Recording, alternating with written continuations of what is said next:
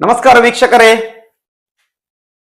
ಗುರು ಕಟಕ ರಾಶಿಗೆ ಪ್ರವೇಶ 12 ವರ್ಷಗಳ ನಂತರ ಉಚ್ಚ ಸ್ಥಾನವನ್ನು ಪಡೆತಕ್ಕಂಥದ್ದು 6 ರಾಶಿಗಳಿಗೆ ಯಾವ ರೀತಿಯ ಶುಭ ಅಶುಭ ಫಲಗಳನ್ನ ಗುರು ಕೊಡ್ತಾನೆ.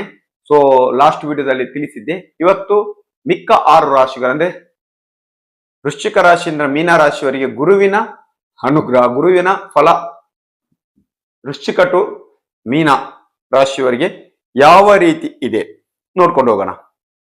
ಸೊ ವೃಶ್ಚಿಕ ರಾಶಿಗೆ ಗುರು 2ನೇ ಅಧಿಪತಿ ಹಾಗೂ ಪಂಚಮಾಧಿಪತಿ ಕೂಡ ಹೌದು, ಗುರುವೇ. ಅಂದ್ರೆ ನ್ಯಾಚುರಲ್ ಆಗಿ ವೃಶ್ಚಿಕ ರಾಶಿಯವರೆಗೆ ನೋಡ್ಬೇಕಿದೆ ಗುರುವಿನಿಂದ ಪಂಚಮ ಸ್ಥಾನ ಮತ್ತು 2ನೇ ಅಧಿಪತಿ ಗುರು. ಸೊ ಗುರು ಎಷ್ಟನೇ ಮನೆಗೆ ಈಗ ಅಧಿಪತಿ ಆಗ್ತಾನೆ? ಗುರು ನಾವು ನೋಡ್ಕೋಬೇಕು ನವಮಾಧಿಪತಿ, ಅಂದ್ರೆ ವೃಶ್ಚಿಕ ರಾಶಿಯವರಿಗೆ ದೈವ ಬಲ ದೇವರ ಬಲ ಈ ಬರಿ ಕೂಡಿ ಬರಲಿದೆ.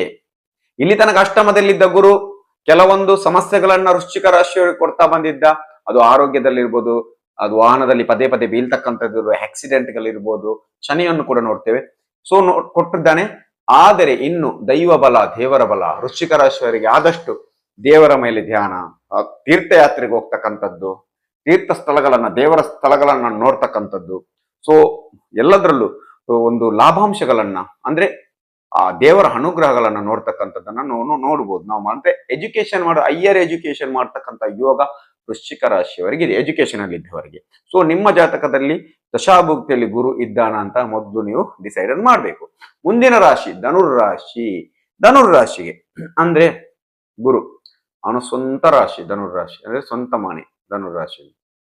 ಧನುರಾಶಿಗೆ 4ನೇ ಅಧಿಪತಿ ಕೂಡ ಮೀನರಾಶಿ, ಧನುರಾಶಿಯಿಂದ ಮೀನರಾಶಿಗೆ ನೋಡೋದು 4ನೇ ಅಧಿಪತಿ ಗುರು ಹಾಗೂ ಲಗ್ನಾಧಿಪತಿ ಗುರು. ಹಾಗಾದ್ರೆ ಇವತ್ತು ಯಾವ ರೀತಿ ಬರ್ತಾನೆ ಈಗ ಲೆಕ್ಕ ಹಾಕಿದ್ರೆ ನಾವು ಅಷ್ಟಮಾಧಿಪತಿ ಅಂದ್ರೆ ಅಷ್ಟಮ ಸ್ಥಾನ ತಗೋತಾನೆ. ಯಾರು? ಗುರು. ಕಟಕ ರಾಶಿಗೆ ನಾವು ಧನುರಾಶಿನ ಅಷ್ಟಮ ಸ್ಥಾನ.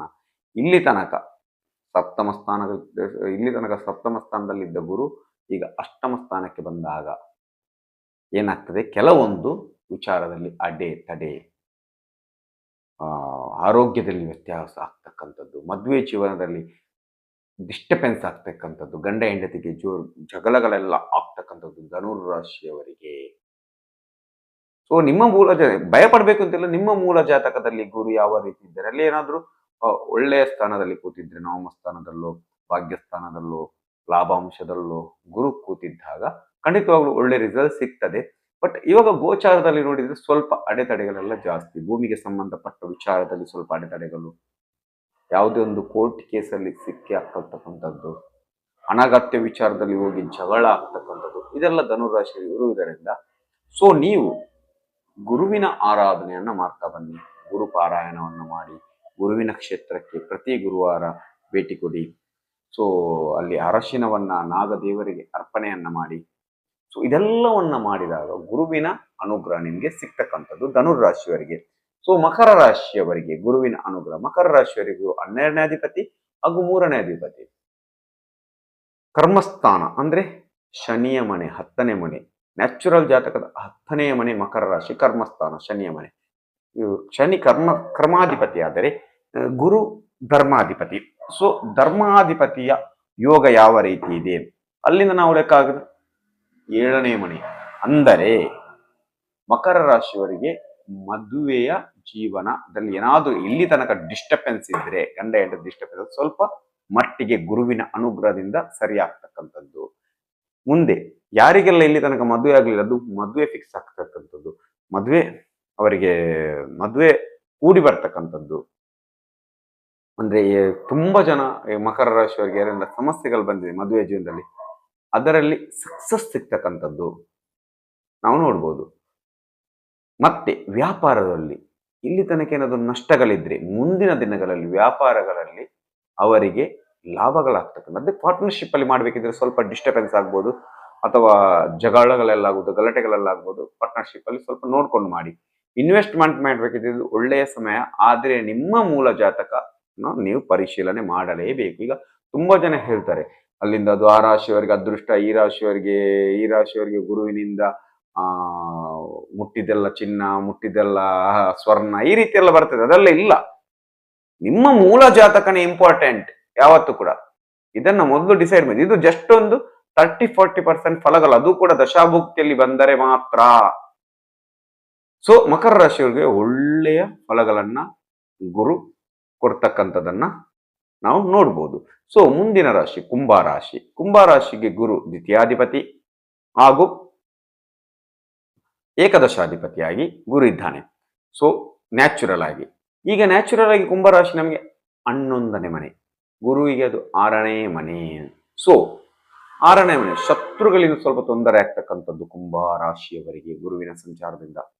ಇಲ್ಲಿ ತನಕ ನಿಮ್ಗೆ ತುಂಬಾ ಹಿತಶತ್ರುಗಳಿದ್ದು ನಿಮ್ ಜೊತೆ ಒಳ್ಳೆಯವರಂತೆ ನಟಿಸಿ ಹಿಂದಿನಿಂದ ಚೂರಿ ಆಗ್ತಕ್ಕಂಥ ಫ್ರೆಂಡ್ಸ್ ಯಾರು ಅಂತ ನಿಮ್ಗೆ ಈ ಸಮಯದಲ್ಲಿ ತಿಳಿತಕ್ಕಂಥದ್ದು ಗೊತ್ತಾಗ್ತದೆ. ನಿಮ್ಗೆ ಇಲ್ಲಿ ತನಕ ಗೊತ್ತಾಗಿರ್ಲಿಲ್ಲ, ಅದು ಈಗ ಗುರುವಿನ ಅನುಗ್ರಹದಿಂದ. ಯಾಕಂದ್ರೆ 6ನೇ ಮನೆ ರೋಗದ ಮನೆ, ಸಾಲದ ಮನೆ, ಶತ್ರುವಿನ ಮನೆ, ಉದ್ಯೋಗದ ಮನೆ ಕೂಡ ಹೌದು.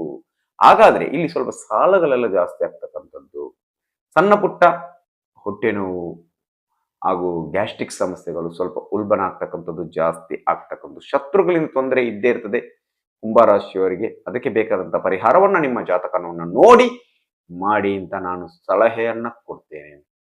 ಸೊ 6ನೇ ಮನೆ ಉದ್ಯೋಗದಲ್ಲಿ ಹೊಸ ಉದ್ಯೋಗ ಸಿಗ್ತಕ್ಕಂಥದ್ದು, ಉದ್ಯೋಗದಲ್ಲಿ ಅಭಿವೃದ್ಧಿ ಆಗ್ತಕ್ಕಂಥದ್ದು, ಉದ್ಯೋಗದಲ್ಲಿ ಯಾವುದೇ ತೊಂದರೆ ಇಲ್ಲ. ಆದರೆ ಉದ್ಯೋಗ ಮಾಡ್ತಕ್ಕಂಥವರಿಗೆ ಸ್ವಲ್ಪ ಕಿರಿಕಿರಿ ಅನುಭವಿಸಲೇಬೇಕು. ಸೊ ಕೊನೆಯ ರಾಶಿ ಮೀನಾರಾಶಿ. ಮೀನಾರಾಶಿ ಗುರುವಿನ ಸ್ವಂತ ಮನೆ, ಜಲತತ್ವದ ಮನೆ, ಗುರುವಿನ ಸ್ವಂತ ಮನೆ. ಆ ರಾಶಿಯಲ್ಲಿ ಶುಕ್ರ ಉಚ್ಚನಾಗ್ತಾನೆ, ಬುಧ ನೀಚನಾಗ್ತಕ್ಕಂತಹ ಮನೆ ಗುರುವಿನ ಮನೆ. ಸೊ ಆ ಗುರು ಮೀನಾರಾಶಿಗೆ ಲಗ್ನಾಧಿಪತಿಯೂ ಹೌದು, 10ನೇ ಅಧಿಪತಿಯೂ ಹೌದು. ಹಾಗಾದರೆ ಯಾವ ರೀತಿಯ ಫಲಗಳನ್ನು ಕಟಕ ರಾಶಿಗೆ ಬಂದಾಗ ಮೀನಾರಾಶಿಯವರಿಗೆ ಗುರು ಕೊಡ್ತಾನೆ ಅಂತ ನೋಡಿದ್ರೆ, ಅಲ್ಲಿಂದ ಭಾಗ್ಯಸ್ಥಾನ, ಪಂಚಮ ಸ್ಥಾನ, ಪೂರ್ವ ಪುಣ್ಯ ಸ್ಥಾನಕ್ಕೆ ಗುರು ಪ್ರವೇಶ. ಪೂರ್ವ ಪುಣ್ಯ ಸ್ಥಾನಕ್ಕೆ ಬಂದಾಗ ಆರೋಗ್ಯ ಎಕ್ಸಲೆಂಟ್ ಆಗಿರ್ತದೆ.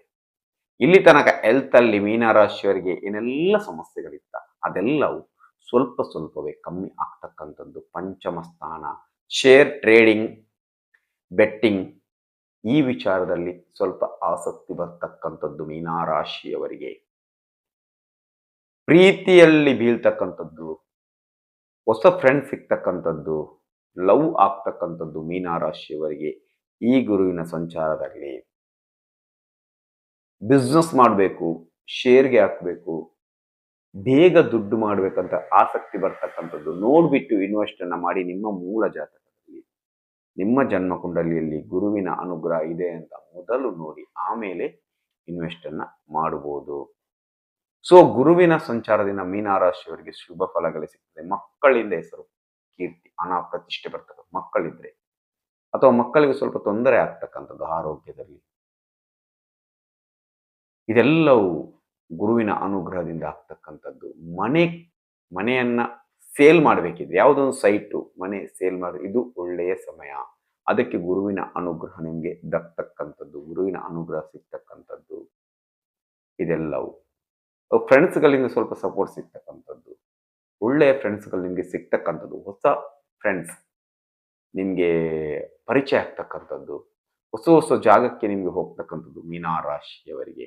ಇದಿಷ್ಟು ದ್ವಾದಶ ರಾಶಿಗಳ ಫಲಗಳು. ಸೊ ಗುರುವಿನ ಸಂಚಾರ ನಾನು ಸ್ವಲ್ಪ ಸಿಂಪಲ್ ಆಗಿ ಹೇಳಿದ್ದೇನೆ. ಬೇಕಿದ್ರೆ ಎಷ್ಟು ಬೇಕಿದ್ರು ನಾವು ಇದರ ಬಗ್ಗೆ ಮಾತಾಡ್ಬೋದು, ಒಂದೊಂದು ರಾಶಿಯವರ ಬಗ್ಗೆ. ಆದ್ರೆ ನಾನು ಸಿಂಪಲ್ ಆಗಿ ನಿಮ್ಮ ಮೂಲ ಜಾತಕನೇ ಇಂಪಾರ್ಟೆಂಟ್. ಮುಖ್ಯವಾಗಿ ಗುರುವಿನ ಅನುಗ್ರಹಕ್ಕೆ ಎಲ್ಲರೂ ಅಶ್ವತ್ಥ ಪ್ರದಕ್ಷಿಣೆಯನ್ನ ಮಾಡಿ. ಭಾನುವಾರ ಒಂದು ದಿನ ಬಿಟ್ಟು ಪ್ರತಿದಿನ ಅಶ್ವತ್ಥ ಪ್ರದಕ್ಷಿಣೆಯನ್ನ ಮಾಡಬಹುದು. ಸಾಧ್ಯ ಇದ್ದರೆ ಒಂದು ಚುಂಬಲ್ಲಿ ಅಥವಾ ಯಾವುದಾದೊಂದು ಬಿಂದಿಗೆಯಲ್ಲಿ ನೀರನ್ನ ತಗೊಂಡೋಗಿ ಆ ಅಶ್ವತ್ಥ ವೃಕ್ಷಕ್ಕೆ ಸುರಿಬೇಕು ಗುರುವಿನ ಅನುಗ್ರಹಕ್ಕಾಗಿ. ಸೊ ನಾಗದೇವರ ಕ್ಷೇತ್ರ ಇದೆ, ಸುಬ್ರಹ್ಮಣ್ಯನ ಕ್ಷೇತ್ರ, ಅಲ್ಲಿ ಅರಶಿನವನ್ನ ಅರ್ಪಿಸಿ ಗುರುವಿನ ಅನುಗ್ರಹ ಸಿಗ್ತಕ್ಕಂಥದ್ದು. ಯಾರಿಗೆಲ್ಲ ಮದುವೆಯಲ್ಲಿ ತೊಂದರೆ ಇದೆ ಅವರೆಲ್ಲ ಸ್ನಾನ ಮಾಡತಕ್ಕಂಥ ನೀರಿಗೆ ಒಂದು ಚಿಟಿಕೆ ಅರಶಿನವನ್ನ ಹಾಕಿ ಪ್ರತಿದಿನ ಸ್ನಾನವನ್ನ ಮಾಡಿದಾಗ ನಿಮ್ಗೆ ಗುರುವಿನ ಅನುಗ್ರಹ ಮತ್ತಷ್ಟು ಸಿಗ್ತಕ್ಕಂಥದ್ದು. ಗುರುವಿನ ಮಂತ್ರ, ಗುರುವಿನ ಜಪ, ಗುರುವಿನ ಕ್ಷೇತ್ರಕ್ಕೆ ಅದು ರಾಘವೇಂದ್ರ ಸ್ವಾಮಿಗಳಿರ್ಬೋದು, ದತ್ತಾತ್ರೇಯ, ನಾರಾಯಣ ಗುರು, ಸಾಯಿಬಾಬಾ, ಇಂತಹ ಗುರುಗಳ ಕ್ಷೇತ್ರಕ್ಕೆ ಭೇಟಿ ಕೊಟ್ಟಾಗ ಮತ್ತಷ್ಟು ಅನುಗ್ರಹ ಸಿಗ್ತಕ್ಕಂಥದ್ದು. ಎಲ್ಲರಿಗೂ ನಮಗೆ ಗುರುವಿನ ಅನುಗ್ರಹ ಸಿಗಲಿ. ಏನಾದರೂ ನಿಮಗೆ ಡೌಟ್ಸ್ ಇದ್ರೆ ಕಮೆಂಟ್ಸ್ ಅಲ್ಲಿ ಕೇಳ್ಬೋದು ಅಂತ ಹೇಳ್ತಾ ಎಲ್ಲರಿಗೂ ಗುರುವಿನ ಅನುಗ್ರಹ ಸದಾಕಾಲ ಇರಲಿ ಅಂತ ಬಯಸ್ತಾ ಸೊ ಮುಂದಿನ ವಿಡಿಯೋ ಜೊತೆ ಬರ್ತೇನೆ. ಅಲ್ಲಿವರೆಗೆ ನಮಸ್ಕಾರ.